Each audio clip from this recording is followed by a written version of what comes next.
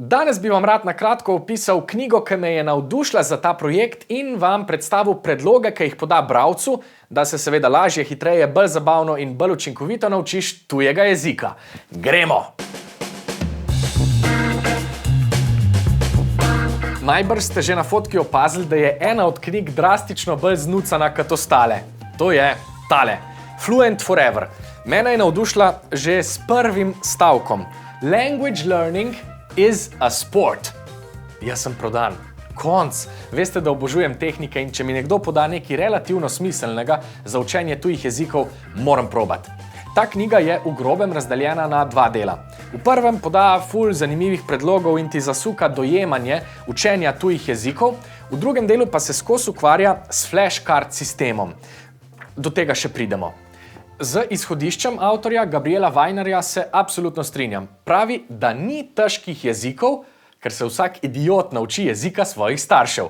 In mimogrede, v knjigi kar precej časa govori o tem, kako se otroci učijo tujega jezika, o čemer sva oktobra govorila tudi mi dva z Gašperjem Begušem. Linkam povezavo do tega intervjuja o umetni inteligenci, kitih in jeziku nekam sem ali pa sem. Fascinantne reči so to, predvsem povezane z zaznavanjem glasov in kako odrasli izgubimo to možnost prepoznave neznanih glasov, ki pa jo seveda s treningom lahko obudimo. V Fluent Forever so 3 stvari bistvene in z njimi avtor predlaga vstop v tuji jezik. Najprej pravi, da je najbolj pametno, če se na začetku naučiš izgovorjavo. Mene je to presenetilo, ampak se mi ne zdi neumno.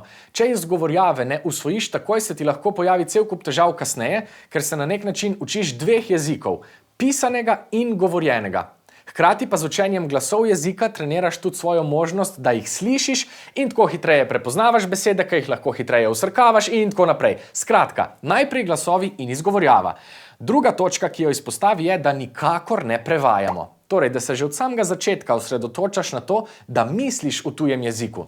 To konkretno pomeni tudi, da si pri pripravi pripomočkov čim manj pomagaš z drugim jezikom, ampak čim bolj s fotkami, fonetično abecedo in podobnim. Iz teh 2 točk sem jaz potem razvil še nekaj neumnih metod, ki pa vam jih razkrijem v nadaljevanju te serije. No, tretja, meni osebno tudi najbolj zanimiva, pa so spaced repetition sistemi. Na kratko je to pristop, ki je narejen tako, da najbolj izkoristi Ebbinghausova dognanja o pozabljanju in učenju in vse skupaj optimizira. Čist konkretno, največkrat govorimo o flashcard sistemu. Zdaj, bodi si analognem, torej z dejanskimi karticami, ali pa digitalnim, s programi, ki so narejeni prav za to. Knjiga najbolj priporoča program Anki in jaz sem se tudi odločil zanj. Za analognimi karticami sem že delal, pa se potem, ko jih res nabereš ogromno, sistem kar zaustavi in postane pretežek za obvladovanje, čist fizično. Če je pa to na telefonu pa na računalniku, je pa luksus. Zakaj gre? Narediš si sistem teh kartic, ki jih potem obnavljaš na določene intervale, program ti pa naredi načrt, kako ti jih prikazuje, da čim bolj poloviš intervale pozabljanja. Mimogrede, obstaja tudi pojem overlearning, to je čist preveč ponavljanja, ki ima lahko tudi kontraproduktiven učinek. Pri teh spaced repetition sistemih pa je fora, da ti najprej ustvarjaš kartice, kjer uporabljaš vse mnemonične zakonitosti, delaš tudi na tem, da si jih zapomniš, potem pa, ko se preverjaš, enostavno gledaš, če si to zadevo zapomnil. In če si jo, ti jo sistem premakne naprej v prihodnost, da jo boš spet poskušal obnoviti kasneje. In vsakič, ko jo uspešno prikličeš v spomin, se umakne dlje naprej v času. Recimo, danes narediš en set kartic z besediščem in jutri jih preveriš. Tiste kartice, ki si jih pravilno priklical v spomin, se ti bodo spet prikazale čez, 3 dni. Tiste, ki si pozabil, pa boš imel na sporedu spet jutri. In program ti sam to razporeja, da se besede čim bolj zasidrajo v tvoj dolgoročni spomin s čim manj dela. To lahko delaš tudi analogno, torej takole, princip je isti. Ampak, več o tem vam itak povem, ko pridem do tja, predvidoma bo to v 2. tednu. Še par stvari bi vam rad povedal iz knjige. Narejena je predvsem za samouke in ponudi nekaj super predlogov za vire učenja, ki sem jih jaz kar takoj šel iskat. Pravi, da potrebuješ dobro knjigo za slovnico. Jaz jih imam tle kar nekaj, bomo videli, katera je dobra. Potem svetuje eno knjigo s frazami. To je tale ali pa tale. Dajte to. Gor piše, guaranteed to get you talking. Če pa me tale ne bo spravila do tekočega govorjenja, pa me nobena ne bo. Potem je še ena super stvar, za katero sem prvič zvedel v knjigi, to je pa tole. Slovar pogostosti. Tlele ga imam. Tle so besede razvrščene po pogostosti rabe, kar se mi zdi the best.